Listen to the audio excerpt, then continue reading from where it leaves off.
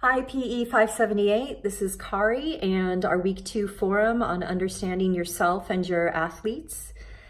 And the different questions have to do with a Big 5 personality assessment and self-confidence scores. I scored very high in open-mindedness, conscientiousness, extroversion, and agreeableness, and very low in negative emotionality.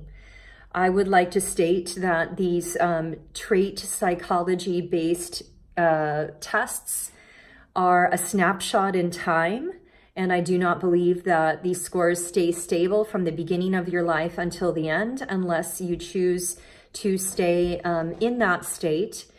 I do believe you need to score high in open-mindedness to see the possibility of change and transformation in your life.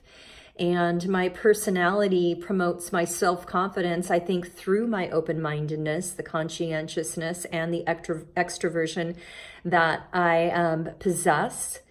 And I also think that my personality deterring my self-confidence would possibly be my agreeableness. There are times where I will just go along with the flow.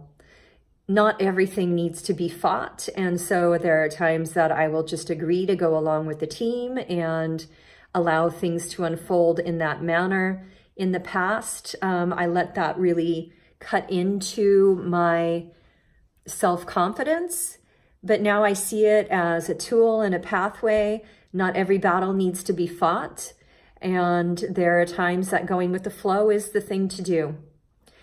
Several reasons why an understanding of these client personality tests might be applicable to my clients or my yoga students.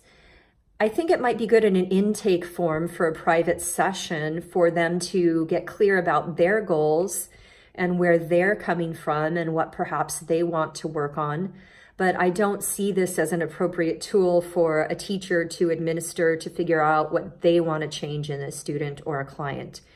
So this is a self-reflection exercise for a student or a client. If they find something in it that they want to work with me on, then that's great. We have something to start from. What components of my personality do I feel are relatively stable? And I want to say it's compassion, which I think is a combination of the open-mindedness, conscientiousness, extroversion, and agreeableness. I think if you wrap those all together, you've got compassion. And I have been a very compassionate person since I was a little girl, almost to a fault. And I've learned to put boundaries in place around that so that I'm not going too far in that direction. And that has helped to build my self-confidence. Within yoga, poses like inversions are confidence builders. And if I see somebody needs to build confidence and they are physically capable of beginning to learn handstands and headstands, then these are very positive tools in the physical realm of yoga where people can learn to see things from a different point of view and realize that things that perhaps they thought were not possible in this life are possible, and they can start to shift some of their self-limiting beliefs. Components of my personality that change according to particular circumstance. You know, when I was young, I would have scored very high on negative emotionality. I was a very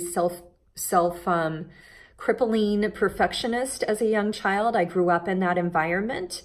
I grew up in an environment of fear, negative perfectionism, and anxiety. And through the practice of yoga, I have changed that entirely, and my negative emotionality is now a very low score. So when these psychologists say that these traits are things that stay stable and do not change, I don't buy into that. There are scientific studies that are showing that meditation and yoga practices can change the pathways of genes expressing themselves. And if we can change our genes through the practice of yoga, we sure can change our traits and our personality.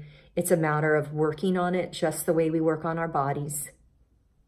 And then the last couple questions that were asked in this forum post are very dogmatic and particular to religions that believe that they're separate from God, Judeo-Christian traditions, Muslim traditions, Even some Hindu traditions believe that they're separate from God.